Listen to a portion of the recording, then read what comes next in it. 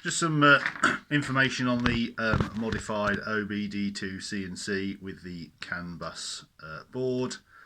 This is for those who are going to be using LTO blocks and in the car. So I've just made a few modifications to this OBDIIC&C.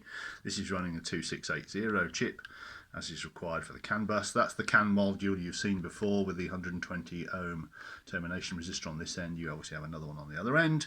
This has got extra wires in this cable coming in here. It's got 3 extra wires, 2 for the CAN and 1 for a charger output, which is this orange wire here, which connects to this 3rd pin on this terminal here. We also have another spare pin here for some other function later on if we want, and that goes off down to the OBD plug.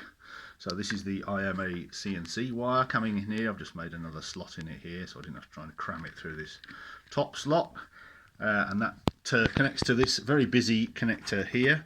This is the I2C connector.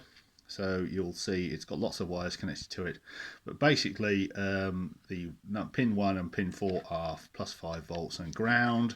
So the CAN board +5 volts and ground is connected to pin 1 and 4, and then we have the the IMA-CNC joystick that's also connected to pin 1 and 4, and the signal for the IMA-CNC goes to pin 3. Then we have the cruise control button. This goes through the printed circuit board to a little simple push to make button, and that connects between ground and pin 2 for the cruise function. If I turn it over, you'll see I've just made that a little bit neater. I did have something stuck on there before, but now I've drilled a hole and put it inside the case. That looks neater. Then we also have a switch now. This is just a single pole, single throw switch. So this is actually the 12 volt power to the OBDIIC&C, so that you can turn it on and off, because it doesn't shut down correctly at the moment, so I'm still working on that.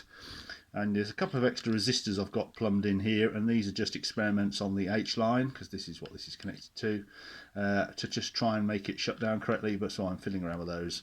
I'll let you know what the final configuration is.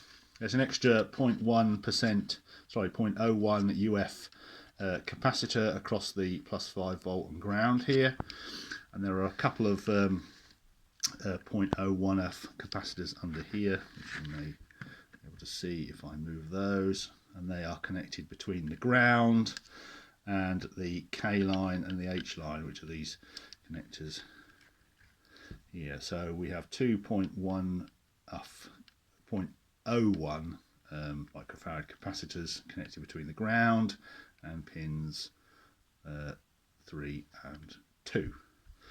So obviously the 12 volts comes in on the OBDIIC&C wire and then goes off up to the switch, and then comes back down the switch to the input into the OBDIIC&C.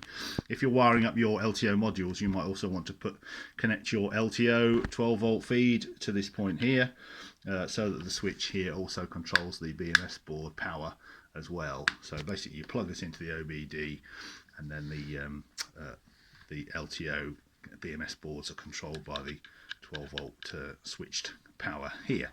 So that's basically it. So this is just a sort of an upgrade to the one I've been fiddling around with in the car. It's going to go back in the car now, and I shall continue working on the software.